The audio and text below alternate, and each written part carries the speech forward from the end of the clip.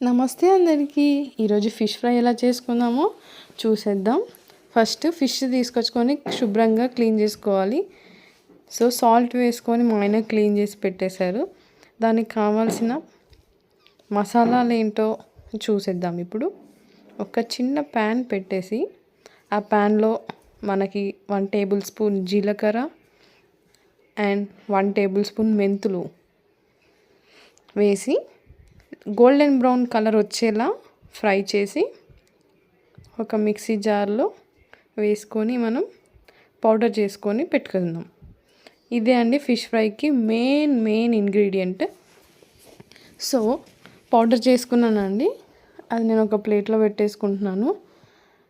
ఇప్పుడు దాని తర్వాత మనం కొంచెం తగినంత, ఇప్పుడు 1 kg కదండి, నేను తగినంత వేసుకుంటున్నాను.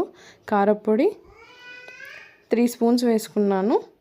సో కారపొడి తగినంత వేసుకోండి, మీకు నచ్చితే మీకు ఇష్టం ఉన్నంత వేసుకోండి. తర్వాత ధనియాల పొడి వేసుకున్నానండి 1/2 స్పూన్ అండ్ కొంచెం సాల్ట్, కొంచెం అల్లం వెల్లుల్లి పేస్ట్ అండి. ఫ్రెష్గా చేసుకున్న అల్లం వెల్లుల్లి పేస్ట్ వేసుకోవడం వల్ల టేస్ట్ చాలా బాగుంటుంది.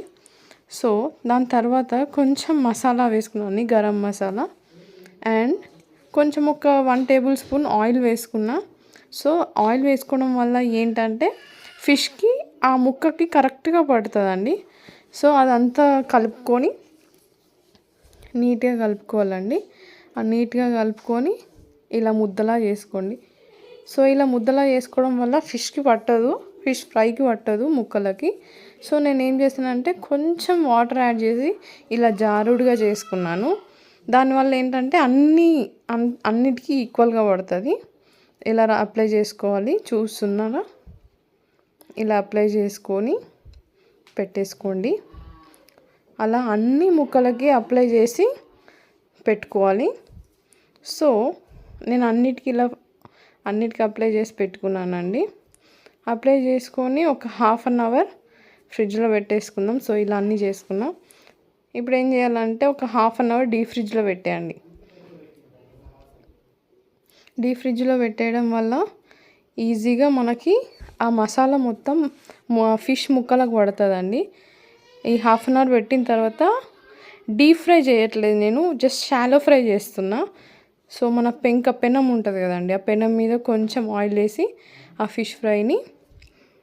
ఫిష్ని మంచిగా అటు ఇటు రోస్ట్ చేసుకుంటూ ఫ్రై చేశాను. చూడండి, మీకే తెలుస్తుంది.